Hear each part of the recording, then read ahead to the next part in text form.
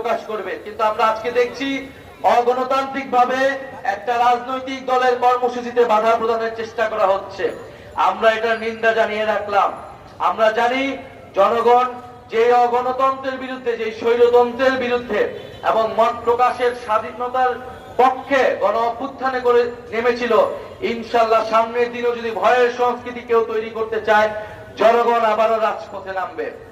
সর্বোপরি আমরা বলতে চাই, বান্দরবনে আমরা কোনো জাতি পরিচয়ের ভিত্তিতে নিপীড়ন কিংবা বিভাজন মেনে নেব না।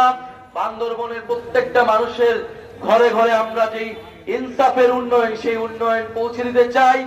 অর্থনৈতিক ভাবে বান্দরবনকে আমরা সমৃদ্ধশালী করতে চাই। আপনারা কি চান? প্রিয় বান্দরবনবাসী, জাতীয় নাগরিক পার্টির সাথে আপনারা থাকবেন, নতুন সংবিধানের জন্য থাকবেন, বিচার সংস্কারের জন্য থাকবেন, ইনশাআল্লাহ আপনারা থাকবেন। আমাদের আগামী দিনে সংসদে আমরা চাবো বান্দরবনের সকল জনগোষ্ঠীর প্রতিনিধিত্ব নিশ্চিত হবে, উচ্চ কক্ষ এবং নিম্ন কক্ষে উভয় কক্ষেই নিশ্চিত হবে। ইনকিলাব ইনকিলাব, এনসিপি এনসিপি।